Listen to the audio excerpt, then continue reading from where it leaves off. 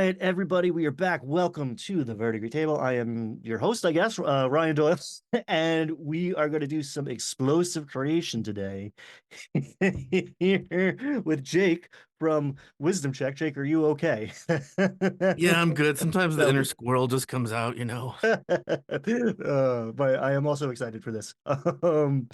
Jake has an awesome YouTube channel. Go check it out. A lot of to Pathfinder Second Edition, character builds and deep dives. You just did I forget what it's the Worm Caller, I believe, but you just did a Dune inspired like Shai Halud one that was deeply satisfying. I enjoyed Yeah, that that. already existed in Pathfinder. I didn't have to make that. It was just the worm color archetype. It's basically you take a prestige class or like a secondary class to turn into or summon giant sandworms. Yeah, who wouldn't want that? Exactly. Yeah, and I had just seen Dune 2 and I was like this guy gets it. Let's go. Jake also has a store where they make a lot of cool stuff. There's like I'm gonna say jewelry, but there's some dice Yeah. in there too, which we're gonna be yeah, a lot of like Evil Eye inspired. I get some like Sauron vibes off of some of them, but we're gonna be rolling dice Boop. and you can get your own. So link below to the YouTube channel and the store, accessories, bags. I'm recent. Oh, okay. Hold on. This is a kid show. No, it's not. Uh, so, fellow dice goblins of the world, unite and check out Jake's shop. All right, let's do some explosive creation.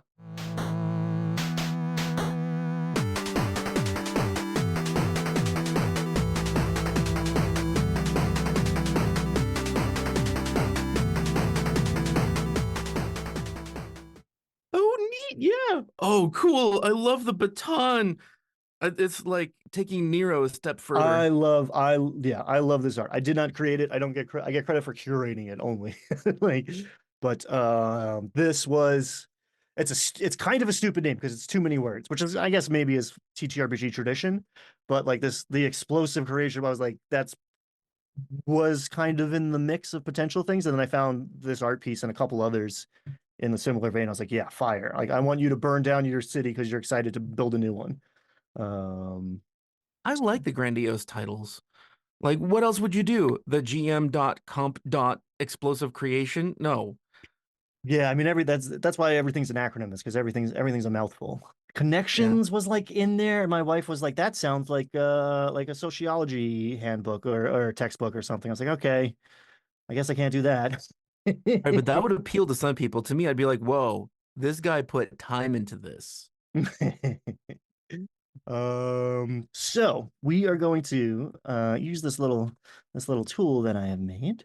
And I don't know if you have selected an archetype, which is a background. Okay, cool. So you are welcome to choose one.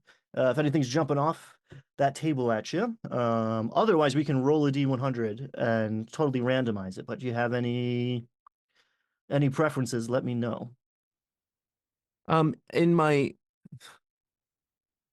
personal life, Mhm. there are a couple of backgrounds that I personally identify with, but Okay. and it might be easier for me to build off of that. But I don't want to stack the deck, so to speak. I want people to see that this is usable. In fact, can we take like two D100s and just take the one that we want of those two? I'll allow it. Yeah, I've seen a lot of people go for three. There's nothing wrong with picking a personalized one. There's going to be a lot of randomization here, so um, and sometimes it's interesting to like return to trodden ground to like explore a different version of something that you've already done, right? Like I know some people make the same character every time because they want to be Yeah. Trist or something, Right. but some people make the same character every time to see how they differentiate. Like how can I make I just ran a warlock from 1 through 12. How can I make a warlock again that never uses Eldritch Blast or something? Yeah. Like, well, there are different ways to build anything. Like something about, all right, I know I'm going off piste a bit, but it's totally on track for how I work. So, witches, Mm, yes, I've mentioned them a lot, but what I like about it, what I like, okay, what I tell people is a selling feature of witches for Pathfinder 2 is that you can. pick a witch and have any kind of magic. It doesn't matter if it's divine, arcane, primal, or occult. If you want a caster that uses intelligence as their primary stat and you want any of the witch feats or the familiar, just take witch because you can make a witch anything. You can Mm. be a witch healer or a witch forester, like keeping track, tending the woods or whatever. And I do like it's a sort of uh like a feminist homage to the often maligned like you get warlock in D&D eventually, right? And then like you get hags. You know, like you could be a female warlock, I guess, but Mhm. like celebrating the witch and like me, it's maybe my favorite. I mean, there's a lot of it's hard to choose a favorite in Pathfinder, but like, oh, they're good. Oh, they're good. So I mean maybe we are rolling up a witch. This is system agnostic. Well, I know that the common parlance of warlock is male witch, but that's not the origins of it. Warlock True, actually meant a witch that has been cast out of the circle. true. So it's a defiant warlock, or it's an evil warlock, or it's a warlock that refuses to go with the grain. Yeah, you're out of the coven. Right. All right, give me roll two D100s or roll a D100 twice, and let's see what we're selecting from. 13 and 49. All right, so 13 would give you barkeep, whereas 49 is going to give you guard. Barkeep. Barkeep, a fine choice. Oh, I love it. Yeah, they're linked. Oh, that's cool. They are hyperlinked. It took me That's I broke it great. the share the way I was sharing it stopped him from working. I was like, "Oh no," because it took me so freaking long to insert all the anchors. I was like, "No, I broke," but it was the recording software, not the PDF that Oh, was good. broken. That's Uh so neat. I love it that it's hyperlinked. Just go right to page 34. yes. Yeah. I put in a lot of time to do that, and I am very happy that I did. You don't always get the ROI, Yeah. but for this one, yes. All right, so I'm going to ask you to roll one of everything except for the D100. Now, if it's easier Okay. for you, I know you have a lot of your surface area is devoted to cats, so we can do it separately. But it is deeply satisfying to No, roll it he's all at left me once. about a foot of space behind his butt. There you go. 4, 6, 8, 10, 12, 20. No, no, I need a 20. That doesn't work so well. I do love that big 20. Okay. All right. Ah, hold on. Hold on. Don't fuck with these, okay? No, I said don't fuck with these. Did I lose the D6? If the cat rolls, does it count? Only if it Oh, doesn't it touch the floor. counts. It definitely counts. But you have to call it where it lays, and he might bat it off the table. Yeah, not you. No, God, I was just talking about you. I'm sorry. That might be my fault. I might have He manifested stole the that. D12. I got it back. What did we get on our D20 to start? That's going to be our drive, our dream, our aspiration. What's our character's motivation here? Oh, you said not D100. Okay. No, D20 to start. I might have said D100 because I'm thinking about cats, but yeah, what's the D20s Seven. with us?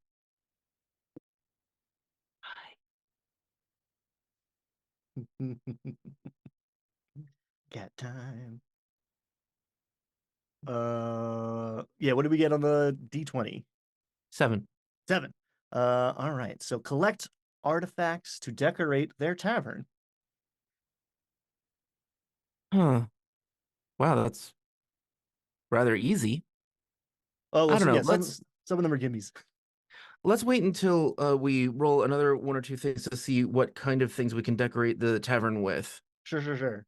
Oh, that's just like that's why are we no longer a barkeep, right? But going on adventures, all right? Like Oh, it's just what's to hoard things. Okay. what's like the goal? Yeah, yeah, yeah. Well, We then you want know what? to I'm a hoarder. There's no room to move in my home or in my storage room or in the basement where all the barrels of wine are. There's just no room anywhere. I keep way too much shit. okay, so this speaks to you. We're on track. Yeah. Uh, if you did recover that D12, that's going to give our catalyst, our call to adventure, the reason we maybe transitioned from the life behind the crowded bar. Catalyst. Ah, because the cat. 9. 9, a retired adventurer uh, wants a job to stay busy. So an adventurer came to you. Interesting. Busy. Yeah, because there's only, I mean, I've had a lot of player characters end up buying the tavern. Yeah, I haven't had a lot of barkeeps become the adventurer. that's funny. Nice little role reversal. Okay, so sure, maybe I like loan out the tavern to them. Kind of like not a Prince and the Pauper. What's the is it the Prince and the Pauper? Or is it like the little like let's switch lives. Like the holiday, only with death and destruction and dragon. Yeah. Okay, so they want a job to stay busy, and that's my catalyst or call to adventure. So maybe they were an adventurer. So maybe they're like an entertaining bard who turns out to be an amazing waiter. And because they're a bard, they're super charismatic, and they convinced me that they can take on more responsibility. So then I was willing to loan the bar to them on the proviso that they don't touch my shit, and I will go for an adventure and they can take my place. Freaky Friday. All right. Freaky Friday.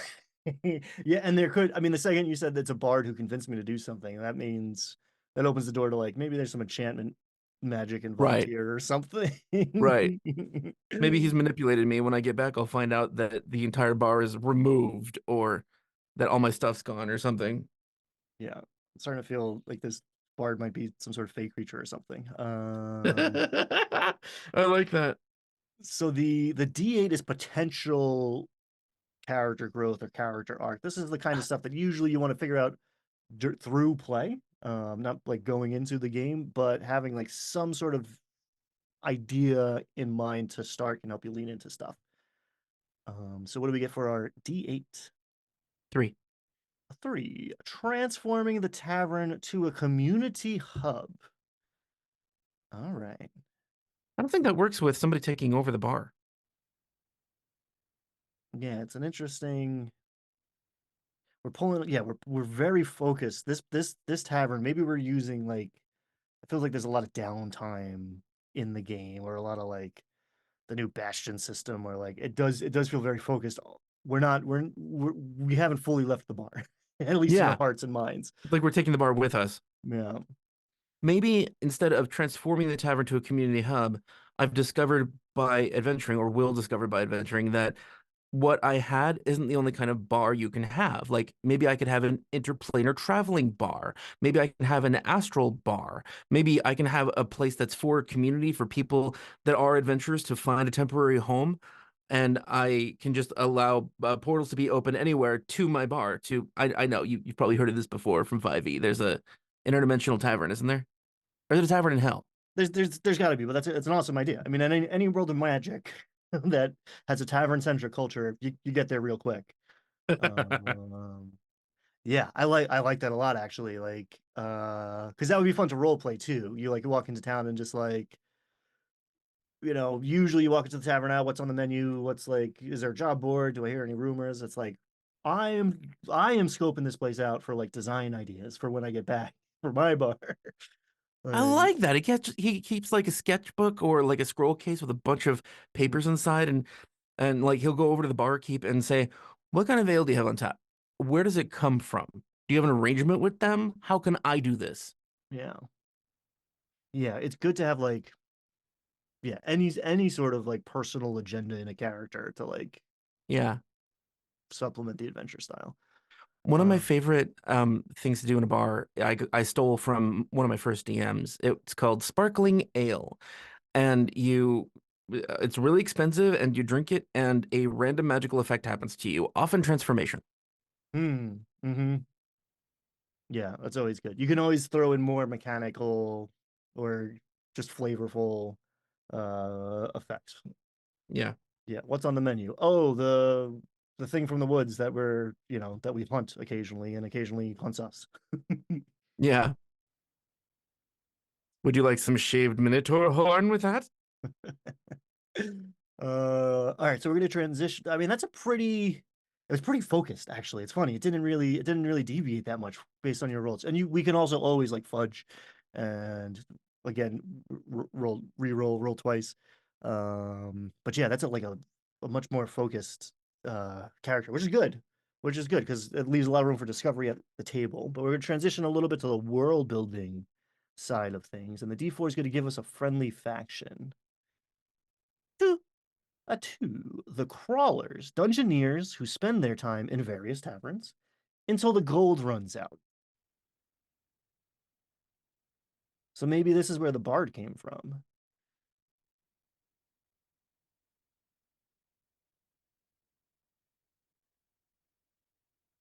Okay, then I would trust him even more if that were the case.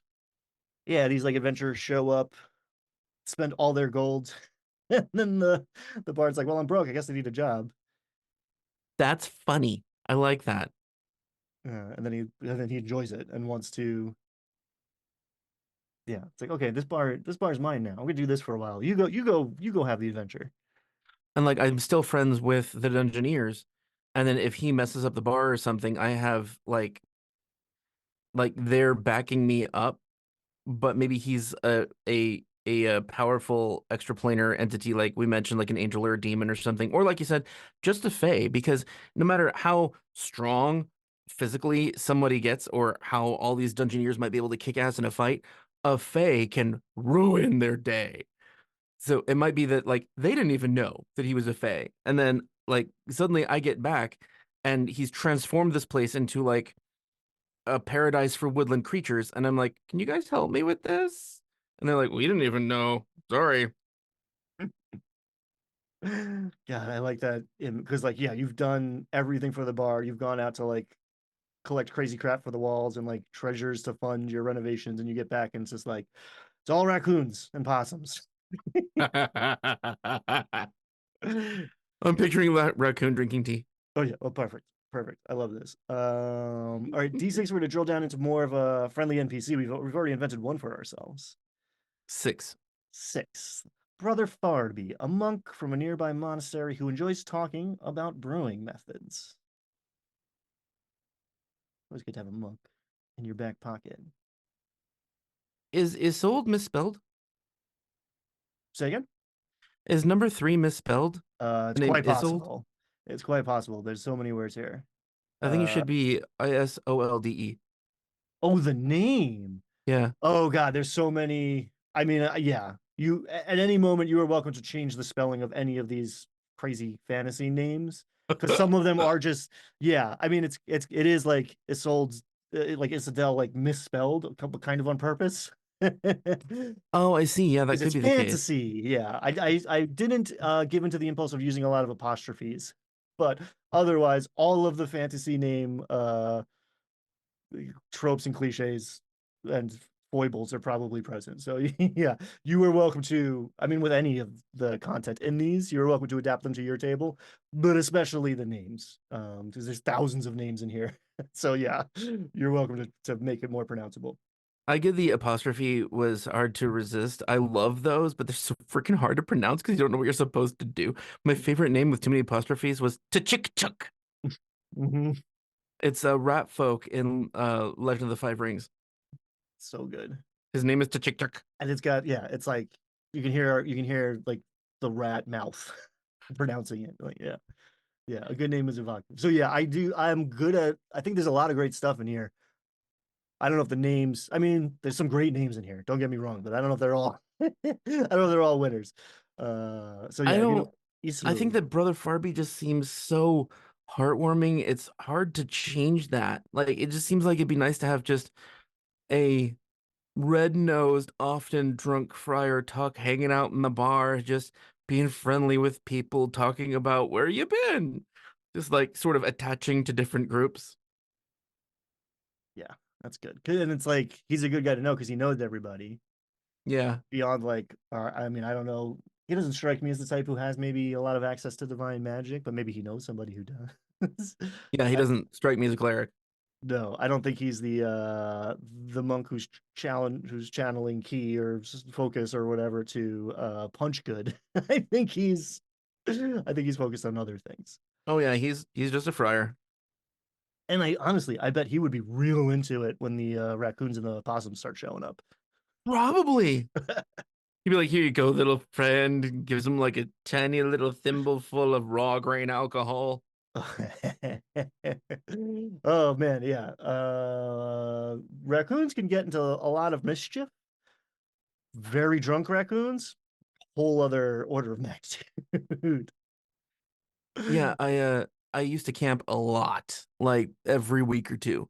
And my favorite memory of camping, because it's just so heartwarming, is a it was pitch black and a family of raccoons came up from over the ridge near a river and they were like chatting with each other and looking at each other. And one of them went over to a an ice chest that was on the tailgate of somebody else's truck, and they lifted it up and lowered it again, and then talked to each other like, "Well, I don't see a whole lot in here except cheese, so I'm just gonna take some cheese." And then they like opened it up, and some of them grabbed stuff out and handed it to other ones, and then they took off with their little prize. It was adorable. Yeah, everyone thinks like it's going to be cockroaches that are left after us. Like, what's the next dominant species? My money's on raccoons. They are smart and dexterous and communal and oh yeah. Yeah, if you're in a place in the world that doesn't have raccoons, go watch some videos after this about them because they're adorable and brilliant little suckers. Uh, um, okay, so before well, no, give me the D10. Let's do a magic item, and then we're gonna talk about specking out this character a little deeper. Because if we said which going into it, whiches have familiars, I want to make sure we have as much raccoon action as we can. So I don't know if that's where you're going, but I like it. That's cool. give me your D10 and 8. 8. The apron of accessibility, nice, has a pair of extra dimensional pockets, keeping items handy. That's cute. Oh, wait, can we re-roll? I see some fun shit on there. This is the one. This is the one where like higher generally is better. But what are you looking at? And as your DM, I'll tell you if I'll. Dog hair potion. That's neat. Oh, sold. Yeah, that's cool. Yeah, the tens. Some of the nines and the tens in these tables are like, I'm not going to hand this out at level one, but you know it exists in the world, and maybe you're on a quest to obtain it. But I will give you the hair of the dog. Yeah. That's fun stuff. Like the rag of resilience is cool too. This is neat. Thank you. Yeah, a lot went into it. But Was yeah, this all just off the top of your head? yeah, I mean, kind of. That makes it sound easier than it was. Well, I'll tell you what, the early ones came fast. I made a deeply naive miscalculation where I thought I would get better and more efficient at creating it. But the opposite kind of happened because I poured out my first 100 ideas and then my next 1,000 ideas, and then I tried really hard not to repeat myself. And yeah, so like restraint is like focus is a huge part of creativity, I find. So like come up with 10 cool things for a bartender based character is a challenge, but a rewarding one because you end up with yeah, some I would like to think some cool stuff. It's hard for me to be not biased because I created it, but I think there's some cool stuff in here. Yeah, I really agree. So what's well, final answer? What are you taking the dog hair potion? Nah, because it's a one shot. I don't like one shot items. It's low now. Yeah, this is the one that is tiered. This is the one like ones and twos sometimes are just really like what you could call like a trinket or something. Flavorful, but not necessarily super functional. I mean, you want to stay with your mini? I mean, you got a bag of holding. We're not worried about encumbrance now, and it's an apron. I mean, that's fun. That's barkeep Okay, life. if it's the character, we'll go with the apron. Okay, so where are we at? What are you thinking? What do you think about this character so far? Um, if it were me, I'd probably be rolling more on some of these to get additional factors, not to switch off of what I have, but just to add more variance. You can absolutely do that. In fact, in the uh instructions is too strong of a word, but like suggestions in the front matter of this, um, it's pretty easy to see how you could use this in a character creation session zero sort of Yeah. chance. But I think it's worth revisiting, especially like what's your motivation and you achieve your goal. come back to it. It's easier to see on the dungeon master side, I think, because like here's 20 plot hooks because you need a million of those. If they don't bite, here's another, here's another, here's another. But like Yeah. we can absolutely this the secret is this is your character. So what are you looking at to supplement? Because you can absolutely roll twice on some of these if you want. I wouldn't do more friendly factions or items and objects. Or potential growth and character arcs because I really like the one that we landed on. Okay. And I feel there's a lot of room for growth there. Like he's actually going to try to learn dimensional magic because he wants to understand how to connect people from different realms to a place that they could call home. Oh, that's an interesting. I like that. I like that taking it to that level. Yeah. All right, so But you want more because you did roll a very focused one, which is I mean it's not necessarily a bad thing, but yeah, you can go back to. So I mean, you want another motivation? You want another like a little catalyst? We got the bard in there. either drives, dreams, and aspirations or catalyst and calls to adventure. Yeah, I think those are the most likely. Do it, do it. D20 D12 Yeah. D20 Here's 12. the yeah. If you download this viewer at home, you have the Don't do that. author's permission to you can tear it down for spare parts and rebuild it. I don't care. Make it yours. Make it your own. Nothing brings me more joy than people doing things. I've seen people do things with it already that I never anticipated. So yeah, go for it. It's cool. That's the point. For the D20, it's a 2, and for the D12, it's a 12. 2 and 12. Okay, so two gives us find locations and funds to expand the business. I mean Sure. that ties in. Maybe I Uh, can find magical locations like because I'm learning interdimensional magic, maybe I'm looking for places with strong natural magic so that I can connect a portal to there from my home bar, like a druid circle with their standing stones. So mm, maybe in the middle of the druid circle, I'm going to make a permanent portal, and I keep looking for natural places of magic or ley line connections. So I'm like exploring the world to build this network of portals. and that is such like if a player brought a character like that to my table, I'd be so pleased because it's like, yes, show me someone who wants to explore as much of my homebrew world as possible, who wants to fill in as much of the map and explore. Like, yeah, oh God, yeah, that's I like Totally. that a lot. I like that a lot. And I think you're gonna be happy with 12 here. Again, it's this wants you in a particular place right now. But actually, no, you brought the bard to it, but Bard shares a song that they don't sing on stage. That's our call to adventure.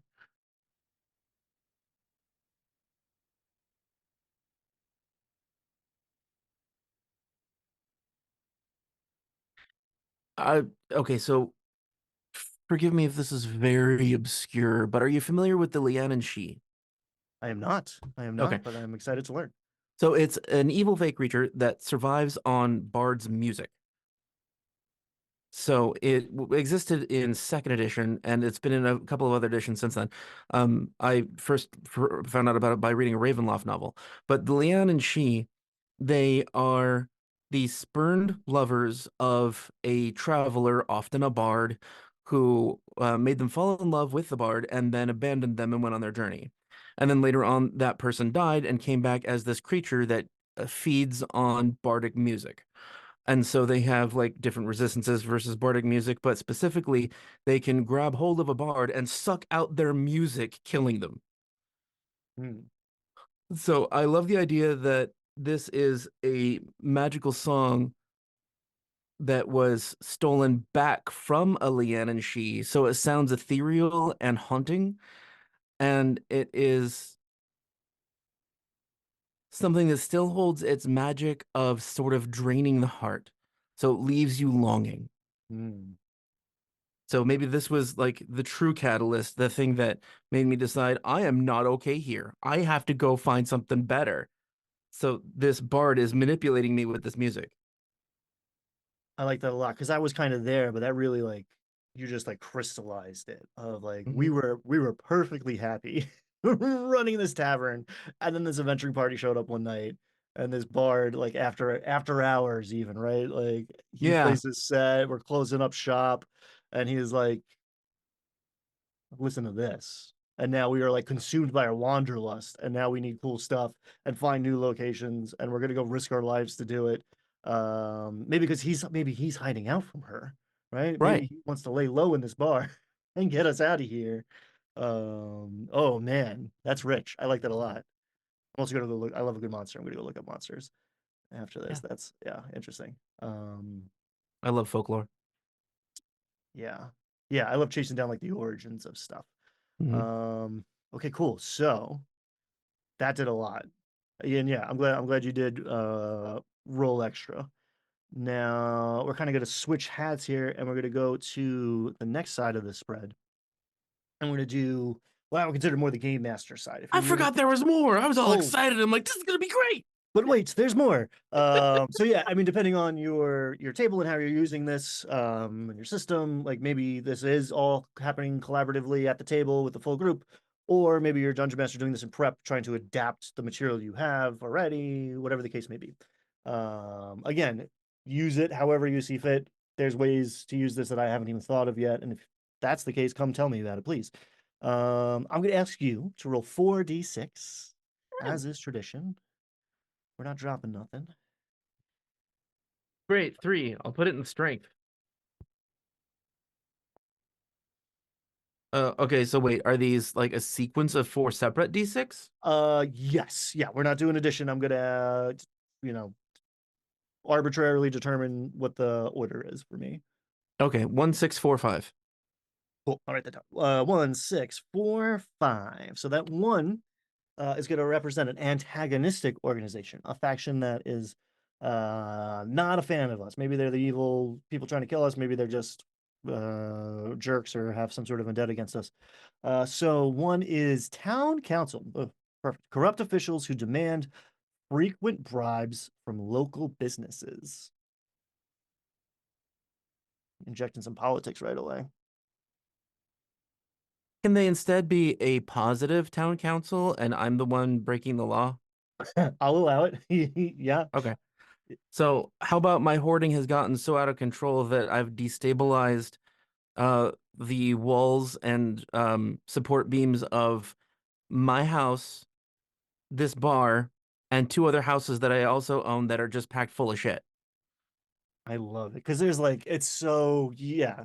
There's like someone's got to break through the wall of the floor of the tavern and have giant rats pour out because there's a wizard tower buried there or something.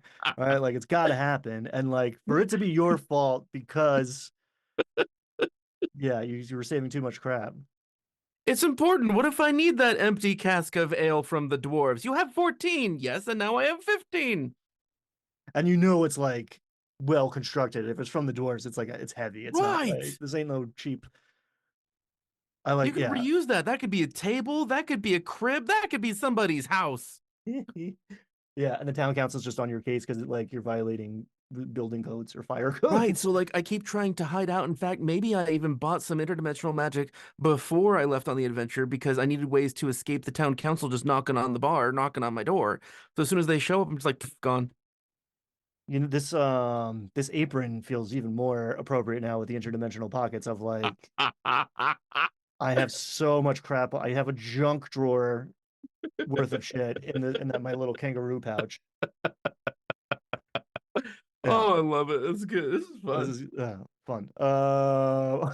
Okay. And I mean this does tie into a certain kind of like archetypal like witch like hermity character of just like stuff everywhere. Oh, yeah. Herbs, like hops, I guess, hanging from the ceiling, and just like every Yeah. every inch of space covered in all sorts of crap. Yeah. The hermit witch that just has so much stuff because it might come in handy and, they live alone. So they don't really have a lot of resources. They just keep everything they get. This guy's taking that to a little bit far of an extreme. Like maybe he grew up in that witch's hut.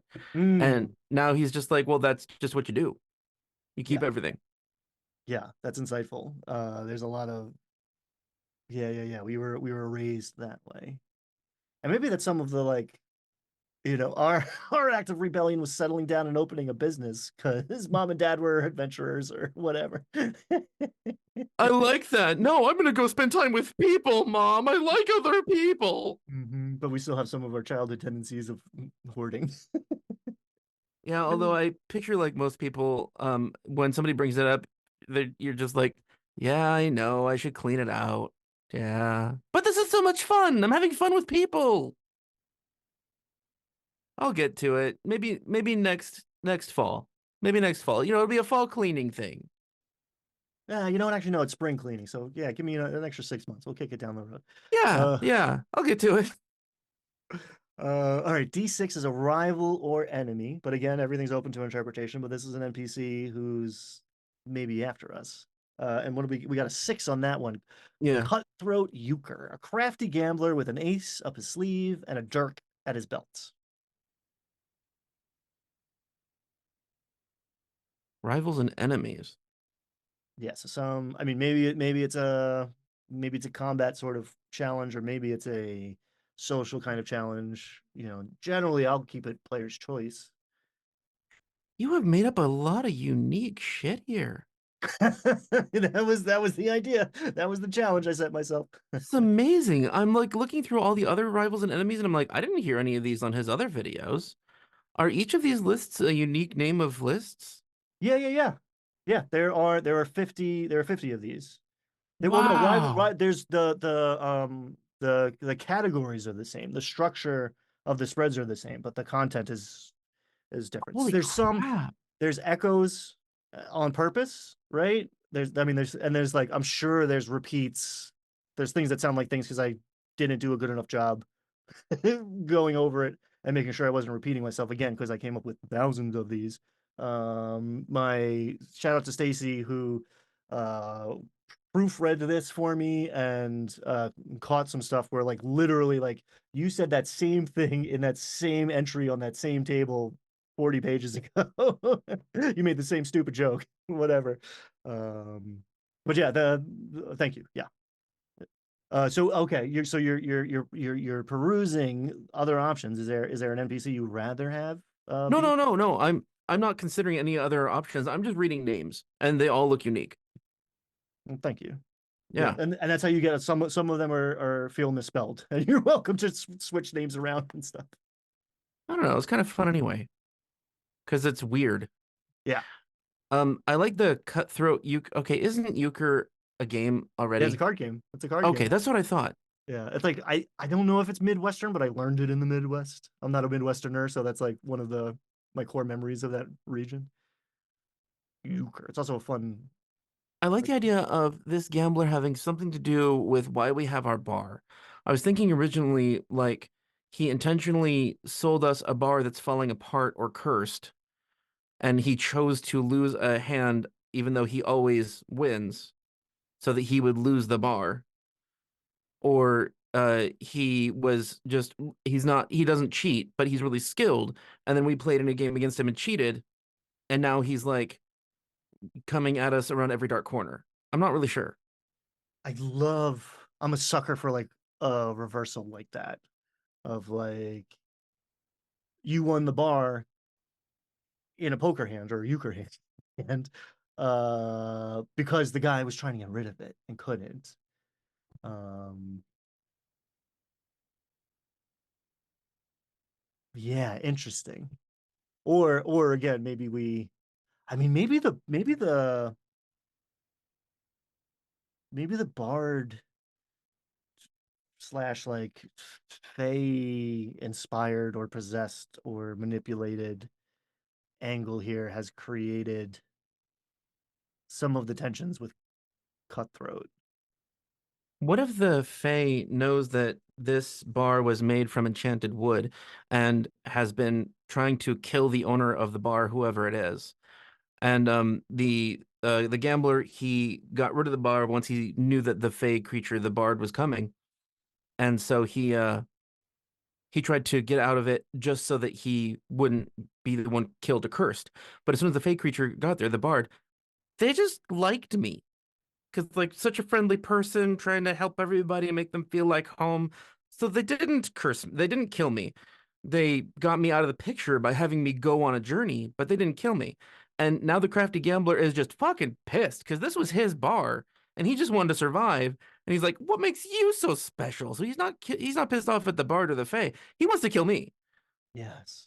Because you've been granted power, I think, through this transaction too, and now you're like presumably amassing riches through the levels, right? Your GP's going. I don't know if we're playing GP for experience, but we're finding gems in places. And we're doing cool stuff. I like that a lot. We got there. And I do like the occasional, I like the departures that you're like, okay, this doesn't fit in the concept I had to start. And then when you get there, it's like, ooh, like it's a bigger click when it clicks. Hmm. Um, I like that a lot. So Okay, the cool. gambler intentionally lost the bar to me, and he thinks that like I somehow tricked him or I got a special favor when he should have it, and he's a selfish dick. And the fake creature, the bard, wanted to really just fit in with the group. And then once they learned that I'm not an asshole and I'm actually cool and that I'm innocent about where the wood came from, the enchanted forest, that they just got me out of the picture so that they can dismantle the bar. Yes. Uh, yeah, because Fae are mercurial. If you're gonna play up nothing else about their nature, Yeah, that's like, oh, I was gonna kill you, but like you were polite, so you said that's thank you. exactly what they do in Legend too. Like, I'm here to kill your wife, but you let me in and have supper with you, so I'm blessing your daughters. Mm-hmm. That's it. Um, all right. On the next D6, we got a 4. This is an evocative location. This could be a big set piece. This could be it doesn't always work, but in my mind, this is the most modular. This is the most likely that you can like throw into somebody else's backstory to connect. For the House of Spirits, haunted ruins of a monastery who loved drinking over their gods. Oh, who loved drinking over their gods. Yeah. This feels like brother, what was his name? Farmby. Yeah, what if he's actually a ghost? What if he's actually a ghost? What if it's the old I see dead people? Yeah, he like acts like he always has a mug of beer in his hand, but it's always the same mug and it's always full. I like it. And I think our Fae friend might like it. House of Spirits. Yeah, like Yeah, that monastery doesn't actually exist anymore, but people think it does. because especially okay, like there's a presumed medieval fantasy world, flavor as you like, and in that context, a lot of monasteries were pretty isolated, right? Like the Yeah. gates didn't open. The guys like some maybe of the friars were coming in and out, but they were a lot of the monks were behind those walls and no one saw them, right? So that structure's up there on the hill and no one comes and goes, and it's a monastery, so no one thinks about it. But they've all been dead for centuries. Yeah. Yeah. And that's like that's a real kind of spooky, like the unexpected spookiness, like the psychological element of it. And he's been coming to the bar every night, and you didn't realize. Yeah, like he never goes home. Oh, sometimes he disappears for like a week and then comes back. And Yeah. during that time, maybe he's just repeating his route that he used to run. Ooh, I like that a lot. All right. Everybody's favorite, or at least mine, and I project onto people. The thematic monster. Uh, we got a 5. Growlers, tiny imps that enjoy the liquor absorbed by the wood of casks. That's perfectly thematic. You got that right. Oh, wow, you got a lot of thematic stuff in here. What's the Rat King? That is gross. Well done. That's gross. Well, that's alarmingly real. The Wait, Rat what do you King's a mean? thing. You mean in real life? I mean, yeah, I don't know. It may very well be an urban legend because it's so creepy. I haven't done my research on it, but like, I've heard of it as if it were a real thing. That's really disgusting. Yeah, Cool. All yeah. right.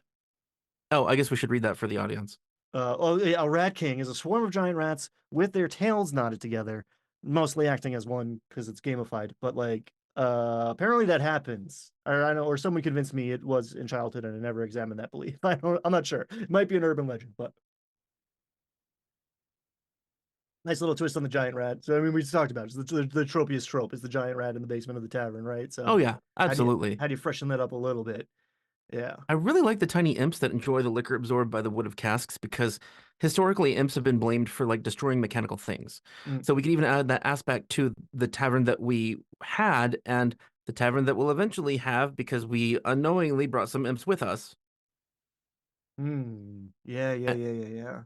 And so like there's going to be it's going to be a place where just mechanical shit doesn't function. You have to have magic or nothing there is worthwhile.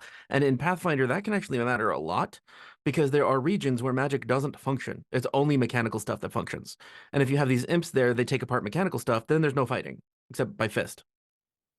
And I really like the fact that you've like created this hoarder house of like packed to the rafters where like there could totally be a population of tiny creatures Oh yeah. living and evolving. Yeah. And no one's the wiser.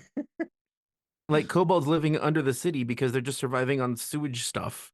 They don't Yeah. know there's a city above them. Yeah. And you are, I mean, it's established, it's canon. You are collecting empty casks, and these guys pull, it's called the devil share, the liquor that absorbs into the wood of a Oh, cask. Yeah. okay. The stuff that evaporates is an angel share, and the stuff that gets soaked into the charred oak or whatever is the devil share.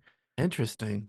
Um, and oh, the town council's after you because of like building violations because you're the tavern's starting to lean, and they think it's because you have all this shit, but it's in fact because these imps are demonic termites. Sure, if they enjoy the liquor absorbed by the wood of the casks, yeah, they're eating wood. They're So eating yeah, they wood. could be eating all of the. In fact, they might even think that somehow my habits of hoarding have spread to other buildings nearby where I keep my stuff because these imps have spread out and they've been destroying. They're like blaming me for all of the disrepair of the town. And I mean, the especially like a medieval tavern, but even like a modern bar, like there's got to be some percentage of alcohol that has like penetrated the floorboards and the joists, right? Eventually, yeah, there's got to be booze in there. Oh, I like that a lot.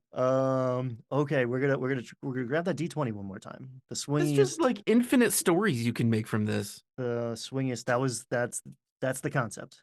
Glad you're enjoying it. It is gratifying to see someone having fun with it. So there's the most of these because this was one of them where I'm like, you're gonna want to come back to this as a game master, especially again if you're getting back into like the sandboxy style of play that we were talking about last time, the open world style play. But yeah, give me one more sparkly D20 roll. What are we looking at? This took you a couple years to develop, didn't it? This took me under a year. The full Oh, development, uh, this took me 10 months.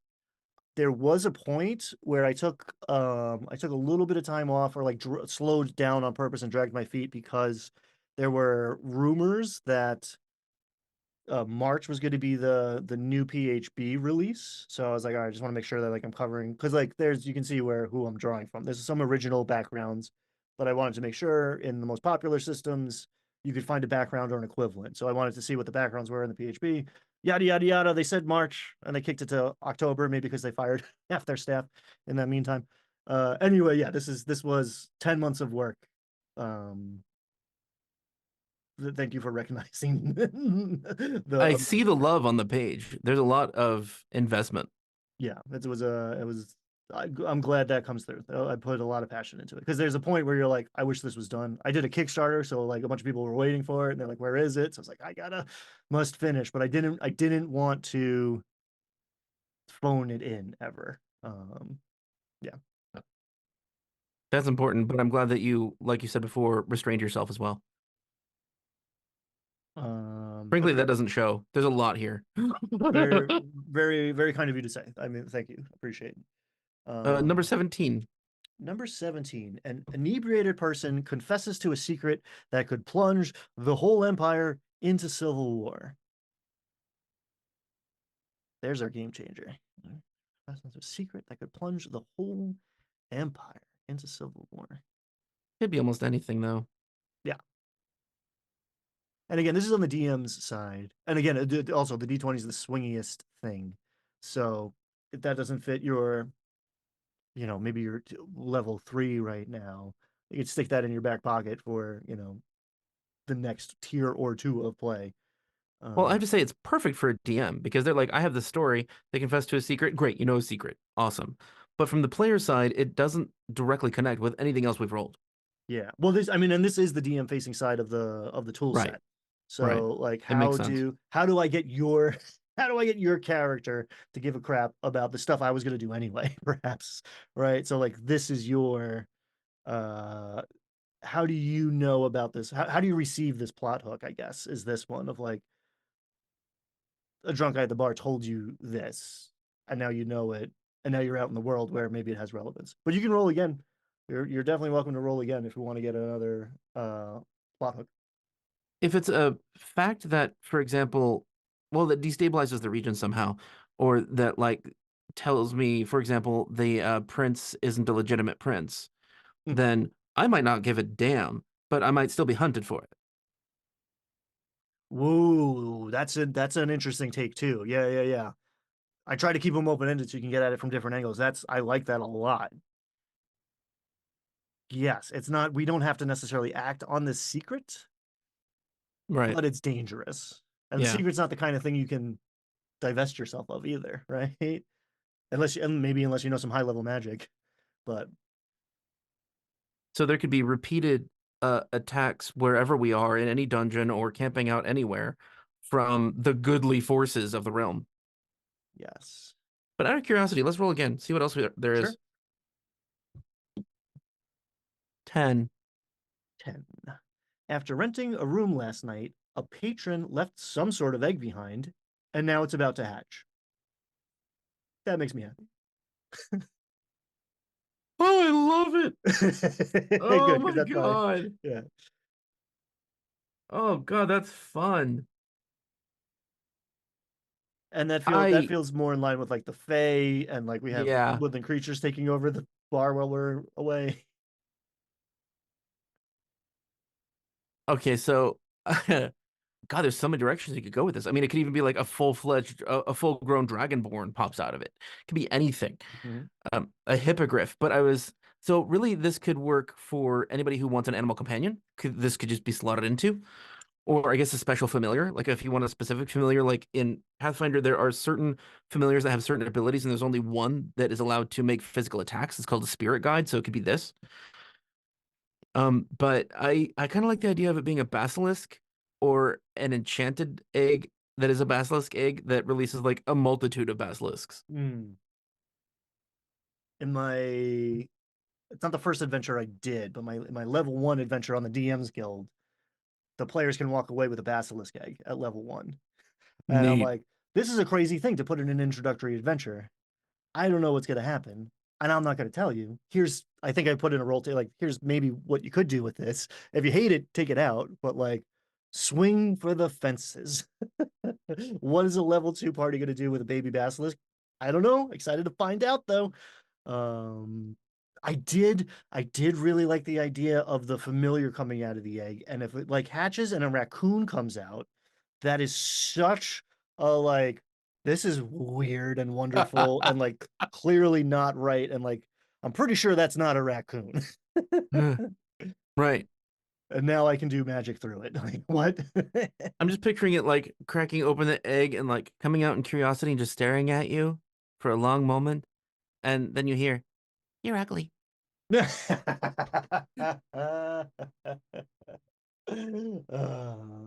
That's great. I love a shared familiars are a really interesting thing, especially when they like can talk. It's like you're depending on how you are comfortable running your game, I suppose. But like it can be a shared NPC between you and the player, where it's like Yeah.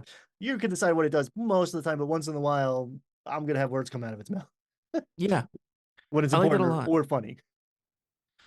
The witch in our live stream campaign, it's the same player who has played a previous character in the same in my live stream group, but in a different campaign. His current character is Nimue, a witch that is put together from different parts. They have an ancestry called Flesh Warp, so it's a Frankenstein's monster witch, and she had a familiar named Nya, adorably so. And Nya turned out to be the biggest pain in the ass to the group and to Nimue herself, partly because Red Devil wanted Nya to like lead the action of Nimue, like do things and be independent Mm, and like push her to do stuff. So I did. And it ended up being that they traveled back in time, but Nya got back in time first because he stole something because he was momentarily controlled by the patron. So he stole the MacGuffin, jumped in a time portal. They had to follow. They showed up later.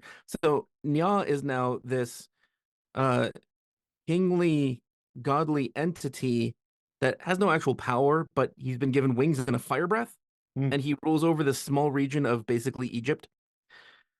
And now, because of that, he had to take on a new familiar that I just said is Nya's kid. And now he just got a spell cast on him that copies the witch, but it's a witch. So part of the character's classes is a familiar. So now there's three Nyas. That's so. Oh man, I just had it's Nyaz all the way down. That's like regressive. Right. Oh man, that was a lot of fun. Are you satisfied? You got any open loops you want to close, or anything else you want to interject before we close the book on this for now? I think we did pretty good. I think that if I knew more about the gaming world that we were playing in, and I'm a player, Mm. then number 17 might be more meaningful to me because I'd be able to tie it to factions and history that I already know exists. Yeah. Otherwise, it is for the GM. The number 10, it's for either, obviously, but damn, that could be fun as a player. Yeah, I mean, fun is the point, right? Like interesting world building, narrative arcs, compelling storytelling. Sure, awesome, great, but also fun, please. So yeah, I just really like like that some of it's for the GM though, because that's totally useful. Because the GM's been busy coming up with other shit. yeah, and honestly, I can see like, an earlier version of this was like mostly this table that was like, how do you get your character to care about the thing that you're going to be bringing to the table anyway? So there's a lot of open-endedness in that chart to hopefully cover a lot of bases and like I don't know, be a little more multi-purpose where like oh, it's not an empire, it's a kingdom. Cool, like easily adapted. You don't have Mhm. civil war doesn't make sense, but like a battle between the two main ruling factions would be okay. Cool. Just some little like formula that goes insert world building here, get character connection here.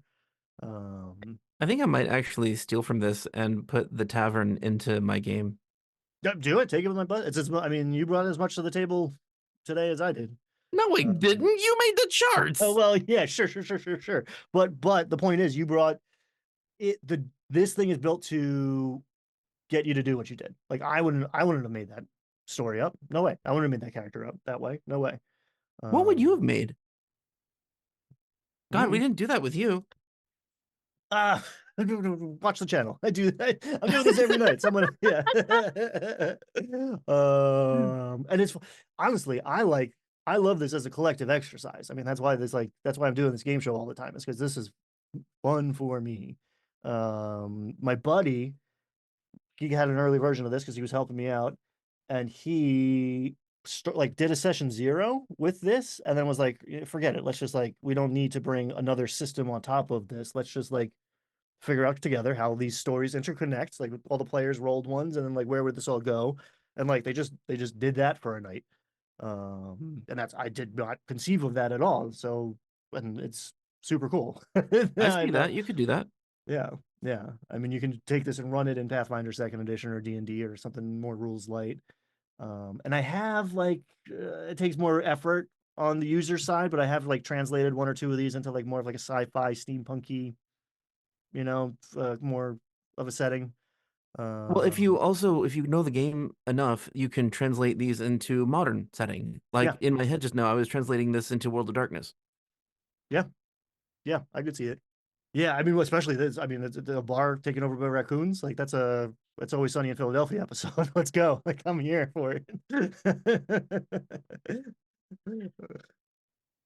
It's awesome. Dude, All this right, is fun. good. I mean, I'm glad that is the point. We're gonna go back to the big screen. How much Um, is that on DM's Guild? it is on Drive Through RPG. Okay. Links below. Check it out. Um, yeah, Jake, thank you so much for sharing your time and your passion and creativity with us today. Remind the fine folks at home where they can find you on the internet and what they're going to find if they go there.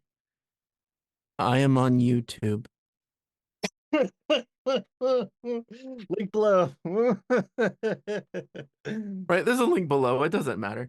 There's a separate website that has walkthroughs of the builds that are on the channel, so that might be useful. Oh, And also, that website has links to the store that sells the big fucking dice and also custom dice. Like if you're a dice maker, you can even get custom masters from us there. oh, that's interesting. Yeah, that's a world I haven't dove into, but like custom dice, man. Yeah. Talk to Jake about it. Good stuff. Again, thank you so much for joining us. I had a lot of fun. Thank you out there for watching this. Be kind, have fun, and yeah, we'll see you next time. Bye. Okay, I love you. Bye bye. Bye.